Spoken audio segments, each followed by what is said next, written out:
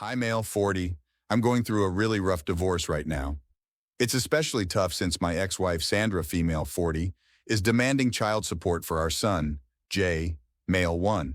Obviously, this wouldn't be something I would bat an eye at, but that's where our reason for divorcing comes in.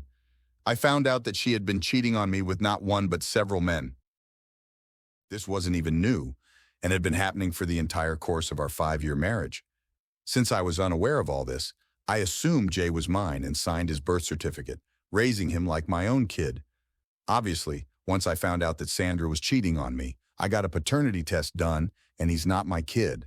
However, since my name is on the birth certificate and I've been raising the kid for a year, it seems as if I'll end up paying Sandra $1,000 in child support. She knows how unfair this is, but openly gloats about how she got away with it to her friends, also I've heard, and that just frustrates me to no end. Once I was suspicious of Sandra, I installed some home security cameras and discovered that she called over a different person every week, sometimes with Jay at home. That's how I initiated this divorce. But it's got me no closer to knowing who Jay's biological father could be. It's already emotional torture for me to know the child I was connected to and raising for a year isn't mine. And I would like to keep a bond with him, but I absolutely do not want to pay a single cent to Sandra. After speaking to my lawyer, he did say that I'm pretty much screwed unless the biological father can come out and prove that Sandra has lied to him as well and basically tried to entrap me. When we were in court and the decree for child support was laid out, I could have sworn that Sandra turned and winked at me. I wanted to contest the ruling, but regardless, it's tough for me to do much as I am technically the legal father. It sucks, but I had almost resigned myself to dealing with it. However, something crazy happened when I got a text message from Sandra's friend asking if we could meet up. This friend of hers, Julia, was always a pretty nice person, and I knew that she had fought with my ex about what she had done. Their friendship was on rocky ground during the divorce, and after meeting her, I found out that she had cut off all ties with Sandra because of her attitude towards the child support. I asked her what she meant by this, and she showed me texts where Sandra was openly talking about how she would use the child support money for shopping and trips, stating that she had a friend who could dress up her spending to look like expenses for Jay. After that, Julia called her out in the group chat with all their friends, but everyone was against her.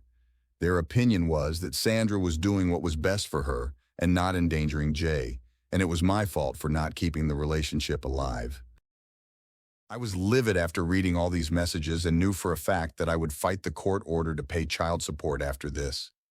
The way I went about that was asking Julia to appear as a character witness for me and talk about the things Sandra said. With that, I should at least be able to reduce the amount of money Sandra is trying to gouge out of me. Julia happily obliged and said that she is fully on my side when it comes to this divorce. I'm going to appeal for a reevaluation of the divorce decree and figure out what I can do. However, I'm worried that I may be TA because of how erratic Sandra's behavior is and how this may affect Jay. I know that I may win and reduce child support, and I also know that I don't have it in me to take custody of Jay and raise him like my own son. But would my ex be able to provide for the kid? It's eating away at me and making me second-guess my decision to go ahead with the case. At the same time, the current proposal for child support is an obscene amount that Sandra cooked up by highlighting Jay's expected standards of living. So it would genuinely impact me if I let things go along as they are. What should I do, Reddit? Update 1. Okay, after listening to all of you, I've decided to move ahead with the case. Also, I did think about how I could maybe have shared visitation with Jay, but the thing is, since the affair did not directly affect Jay, it's unlikely that it may change things around for us. However, I do think that Julia's testimony will at least change the way the child support payments are done, and also strictly enforce a good check on my ex. I don't want any of the money going into her pocket.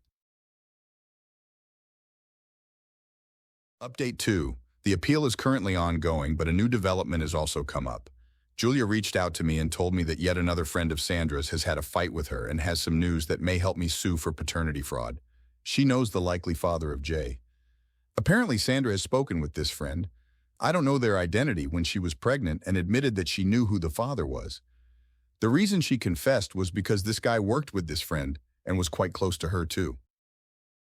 This anonymous person has now sent the contact information of this guy to Julia, and she's urging me to go and speak to him. This may honestly be either the best or the worst thing to happen for me. If this guy is sympathetic to me, or perhaps has been, this guy, David, seems pretty unperturbed by Sandra's divorce. And it seems like he's not a part of her roster right now. That's a terrible way to put it, but I guess heartbreak has made me funnier. Anyways, I texted David and briefly tried to explain everything to him, and told him that I don't bear him any ill will. Apparently, he had no idea that Jay could have been his child, and that was a shock to him. He wants to meet up just as bad as me, if only to find out about his son. Update 3. Okay, after meeting David, I've got to say that my ex has to be the most evil person in the world. Apparently, she seduced David for a one-night stand. No wedding ring, of course, and he later found out that she was married through this anonymous friend who put two and two together later. After that, he didn't have the guts to confess to me and apologize for that. He had no idea that Sandra was pregnant, and he didn't maintain contact with her until he found out about the kid.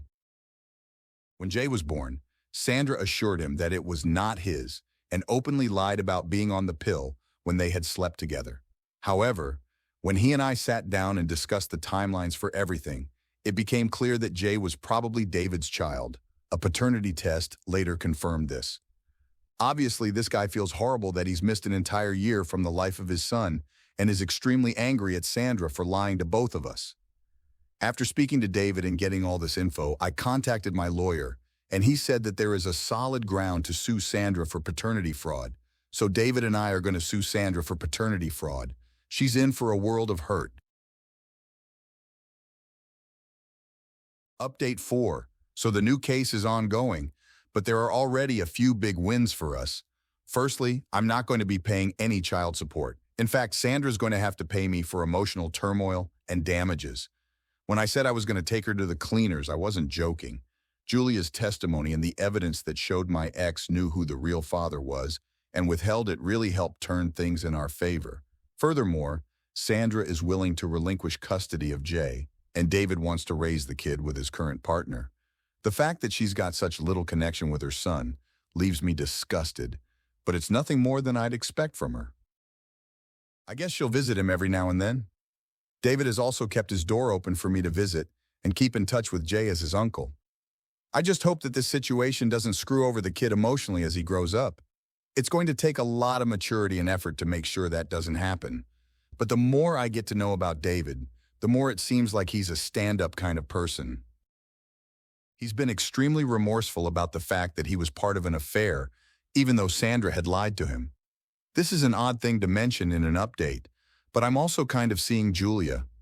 We're not in a committed relationship yet, but she's an amazing person. And the fact that she was the only person in Sandra's friends group to immediately take an issue with her adultery shows me that she's the polar opposite of my ex. We're taking things slow, but it's nice to be in a more secure relationship. Through her, I also got to find out that every one of Sandra's friends is now leaving her, although most of them are doing it to save face after the paternity fraud thing came out. Julia isn't really on speaking terms with most of that circle, though. I'm happy Jay finally has parents who care for him, and I am happy that I found a way out of this mess. My fortunes have really turned out compared to where I was just a little while back, and the friends I made through this post kept me sane too. Thanks, Reddit. My mom died when I was 4 and my dad remarried when I was 6. I hardly remember my mom, but some stuff about her I still have some memories of. Like, I know I look just like her, and I know she used to sing "You'll Be in My Heart" to me at night when it was bedtime. My stepmom adopted me 7 months after she married my dad. I didn't really want her to, but I was never asked. I was told it was happening, and that was about it. At the time, my dad asked his parents to talk to me about how it wasn't erasing my mom or a bad thing. They tried, but I wasn't happy about it. And I guess when I still wasn't happy after a few years, their feelings changed, and they stopped speaking positively about it. I'm almost 18 now, and I still don't see her as more than my stepmom. I never called her mom. They did push for it, but I never gave in. My dad has made so many shitty decisions over the years. No visiting mom's grave for Mother's Day, can only celebrate stepmom.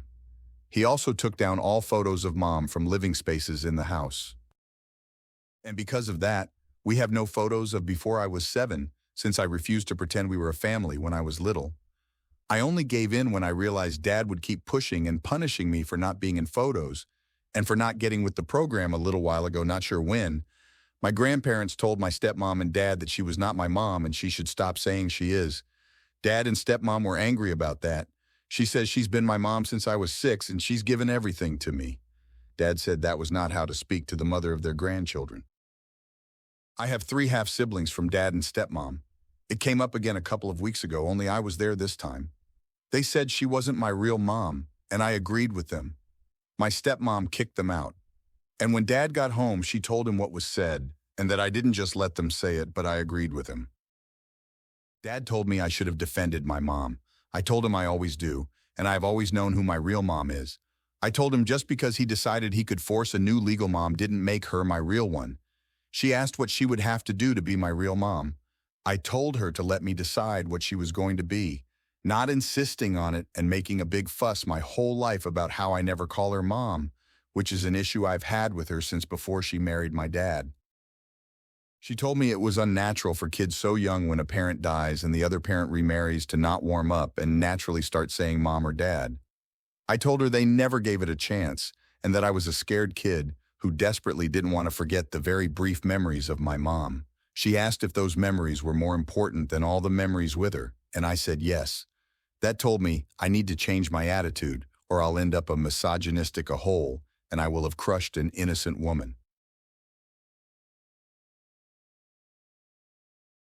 I, 19 female, and my friend, 18 female, have applied to the same college to hopefully attend together.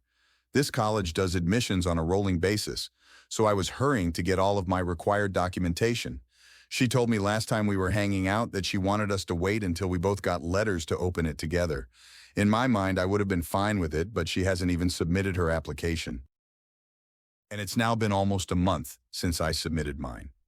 I told her that waiting that long is unfair to me and my family, who are waiting since this school is my top school, and that school takes 6 to 10 weeks to make a decision.